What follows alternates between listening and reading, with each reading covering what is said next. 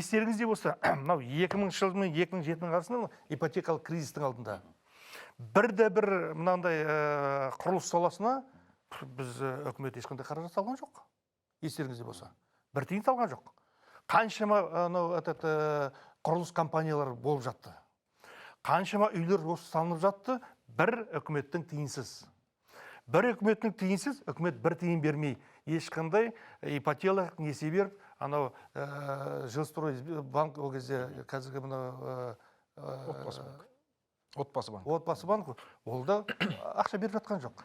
Кәдімгі коммерциялық банк арқылы ипотеканы алып, бүкіл экономика жұрт үйін алып жатты.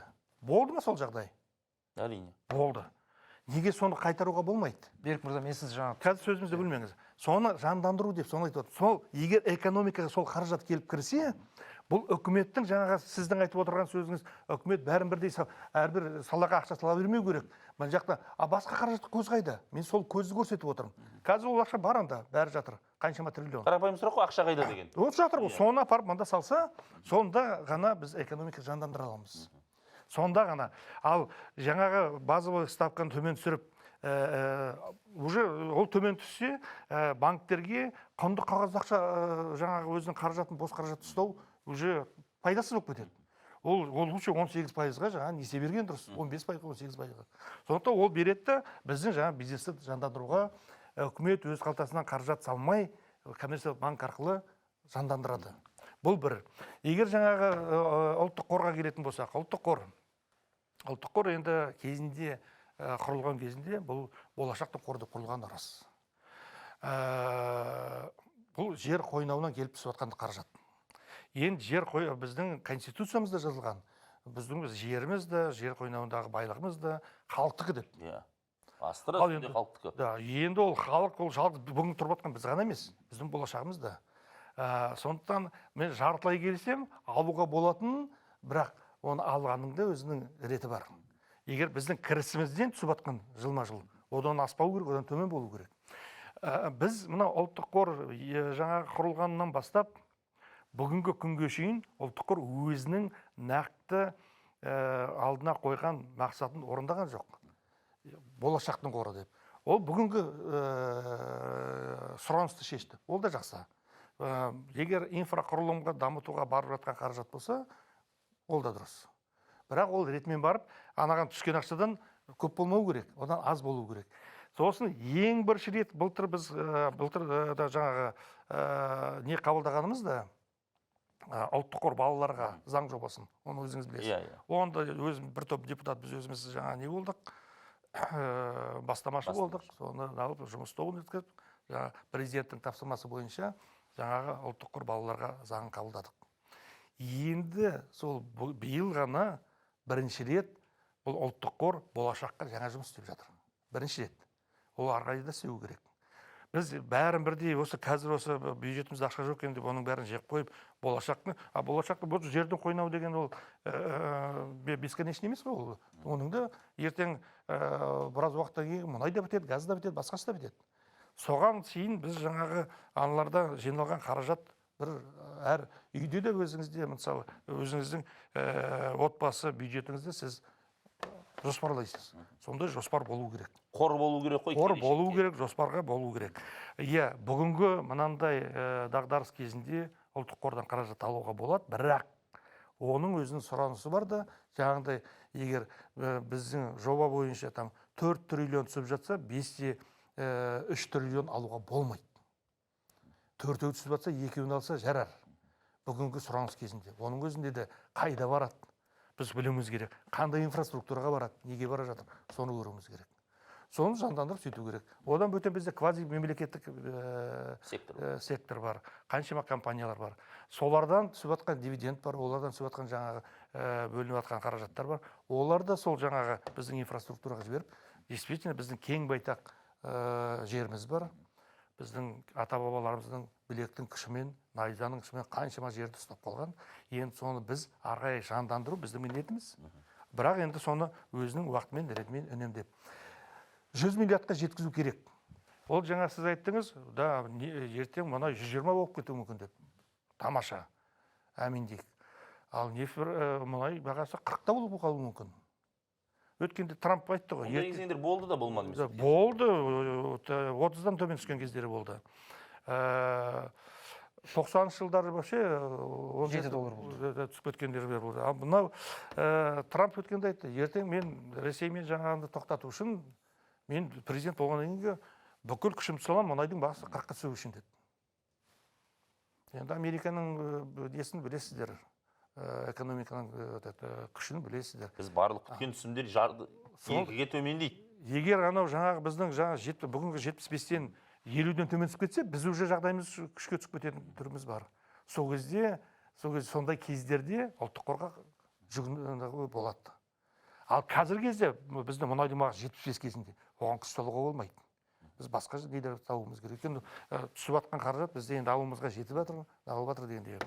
Жаңа 100 миллиард деп отырмыз, жалпы ұлттық қордағы қаржыны оның ішіндегі негізгі бағдарламаның бір ұлттық қор балаларға деген жобамен алып қарайтын болсақ, ұлттық қор неғұрлым көп болса, оған түсім неғұрлым көп болса, балаларға бөлінетін қаражатта көп болады. Бауыржан, бір реплика айтамын дедіңіз. Жаңа ғанау Қазақстанда ақша бар, банктерде жатыр, сақтандыру қорларында жатыр, самұрықта бар. Енді осының бәрін экономикаға жұмыс істемей, жаңа Берік мырза айтып отырғаны, үкіметтің бюджетінен шығарып отыр ғой. Негізгі проблема осы. Жеке секторда ақша бар, олар бір-біріне бермейді. Барады да, мына жақтан үкімет шығарады. Халықтан жаңа 10 мың теңге, 20 мың теңге жинаған жаңа табыс салығы бірдеңе, соның бәрін сондайға жұмсап отыр. Енді мына жерде шешімі, бір шешім ретінде Берік мырзаның айтқанымен келсем, негізі базалық мөлшерлеме төмендеу керек. Бірақ менің ойымша қазір емес. Неге? Бізде антинарықтық экономика Қазақстанда. Мемлекет бизнеске ақша береді, кез келген шағын және орта бизнес кәсіп ашатын кезде ойына бірінші келетін нәрсе ол қандай жерде қандай грант бар, мемлекеттік қолдау бар, соны іздейді. Бірінші дамуға барып хабарласады. Өзіміз де білеміз, таныстарымыз бар. Бизнес ашқан кезде ертеңде дамудан іздейді, басқаға барады. Банкты ешкім ойламайды. Бұл уже менталитет бізге сіңіп кеткен. Біз кәдімгі банкке деген жек көрініш бар, оның несін жасырамыз? Енді не дейсіз? Бізде көрдіңіз ба, сіңіп кеткен жаңа социалистік жүйе. Біз бизнес ашсақ та мемлекетке баратын болдық. Бұл рас қой. Қолдау іздейміз бірінші кезекте. Сосын оны ала алмасақ шулаймыз. Мемлекет қайда қарап отыр, бизнес неге дамытпайды деп. Мемлекеттің бизнеске не қатысы бар? Вообще екеуі бір-бірімен араласпайтын нәрсе ғой. Мынау администрация, мынау кәдімгі нарық. Екеуінің арасында, счеттың арасында ақша айналмау керек мемлекет. Ол бір жақты ғана, салық қана төлену керек, болды. Осы екі ортада осымен бітеді әңгіме. Енді біз антинарықтық экономиканы дамыту үшін жаңа нарықтық құралдарды талқылап отырық. Базалық мөлшерлемені түсіру керек. Ол әрине, егер экономика бүкіл капиталистік ресурсын бітіріп, уже андай толық нарықтық экономика орнаған кезде белгілі бір пигіне шығады ғой. Содан кейін уже бар ақша бар, пайдаланатыны пайдаланады. Әрі қарай не істейміз деген кезде жаңағындай бір фискалды саясат, не тағы субсидия деген секілді болуы мүмкін. Бірақ біз алдымен әліппесін орындамай жатып, біз мына жақтағы батыс Еуропаның жасайтын тәсілдерін пайдалануымыз келеді. Бізде жаңағы нарықтық экономиканың имитациясы бар, өзі жоқ. Бірақ мына жақта бірінші проблема болған кезде мынау үстінен барып шешкіміз келеді. Ең бірінші базалық ставканы барып жаңағы жұлмалаймыз. Байғұс ұлттық банктың жалғыз міндеті инфляцияны ұстау, соған барып тиісе береміз. Былай қарасаңыз. Оның жалғыз міндеті президентке есеп берген кезде ол неге экономика дамымай жатыр деп оны сұрамайды президент. Одан барып неге инфляция көп деп бірінші сұрағы сол. Соны орындайын десе біз барып жаңағы мынау үкімет пен халықтың арасындағы проблеманы барып ұлттық банктен сұрап отырық. Енді базалық мөлшерлеме ол керек түбінде әйтеуір бір солмен ойнайтын, соны пайдаланатын, соны құрал ретінде пайдаланатын кез болады. Бірақ дәл қазір біз алдымен капиталистік экономика құрайықшы. Ең бірінші әліппесі 91 жылы біз тәуелсіздік алғанның күнде ертеңінде барып бастап кету керек нәрсе басталып кетті да 90-шы жылдар бізде үлкен жақсы капиталистік мемлекет болдық. 2000 жылдардың басына дейін өзіңіз білесіз, жаңа Ресей бізден көшіріп жасайтын еді.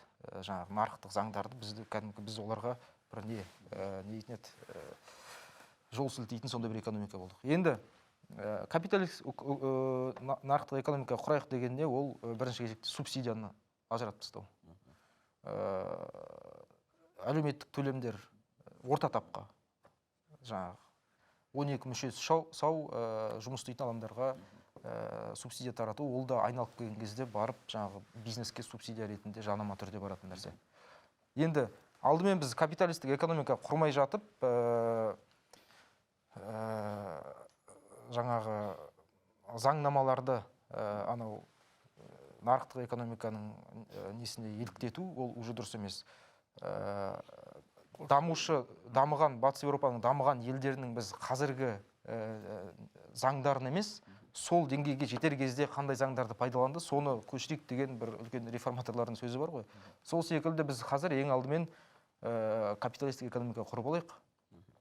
Содан кейін барып қана жаңағы басқа құралдарды айтсақ жетіп жатыр. Жақсы.